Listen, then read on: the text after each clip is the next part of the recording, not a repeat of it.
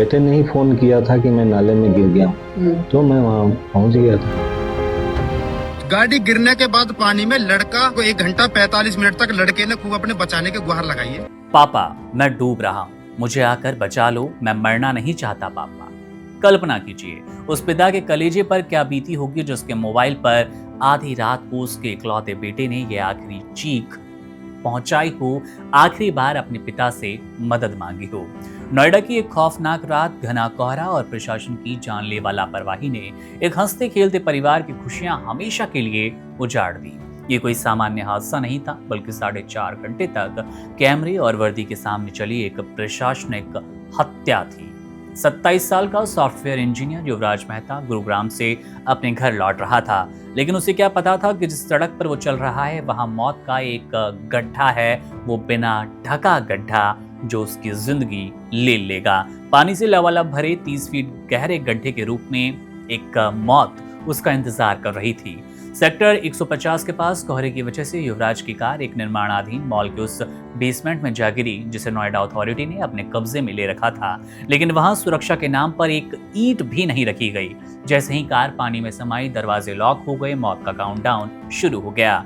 युवराज ने किसी तरह से कार की छत पर चढ़कर अपने पिता को फोन किया। बदहवास पिता जब मौके पर पहुंचे तो वहां का नजारा देखकर उनकी रूह कांप गई। अंधेरे और ठंडे पानी के बीच उनका बेटा हाथ में टॉर्च लेकर अपनी जिंदगी की भीख मांग रहा था।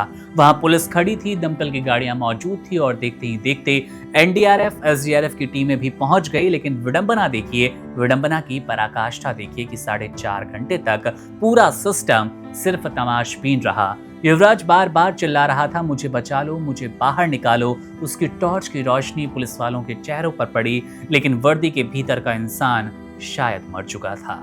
रेस्क्यू टीमें ठंड, मलबे और कोहरे का बहाना बनाती रही, लेकिन किसी ने एक ने भी ऐसा साहस नहीं किया कि पानी में जाकर युवराज की मदद की जाए, उस डूबते हुए लड़के को बचा लिया जाए।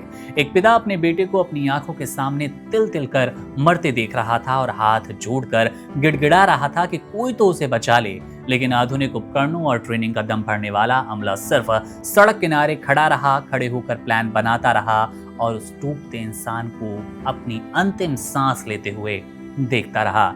रात के 1:45 पर जब कार पूरी तरह से पानी में डूबने लगी तो युवराज की वो आखिरी उम्मीद, उसकी टॉर्च की रोशनी धीरे धीरे मध्यम पड़कर बुझ गई। वो चीख जो कि 4.5 घंटे से हवा में गूंज रही थी, हमेशा के लिए शांत हो गई। जब तक क्रेन आई और कार को बाहर निकाला तो युवराज का शरीर ठंडा पड़ चुका था। ये साफ तौर पर प्रशासन की अकर्मण्यता का वो नतीजा था जिसका जवाब शायद इस देश के पास, इस प्रशासन के पास अभी तो नहीं है। अगर वो सुरक्षा घेरा होता तो कार गड्ढे में ना गिरती, और अगर गिरने के बाद सिस्टम ने जरा भी फुर्ती दिखाई होती तो एक होनहार नौजवान आज जिंदा होता। पुलिस और प्रशासन की ये बेरुखी चीख चीख कर कह रही है कि हमारे शहरों में आम आदमी की जान की कीमत पानी के बुलबुले से ज्यादा कुछ भी नहीं है। आज युवराज के पिता के कानों में सिर्फ वो आखिरी कॉल और अपनी लाचारी की तस्वीरें बची है जो उन्हें जीवन भर याद दिलाएगी कि उनके बेटे को कोहरे ने नहीं बल्कि एक बुजदिल और लापरवाह तंत्र ने मार डाला। Subscribe to One India and never miss an update. Download the One India app now.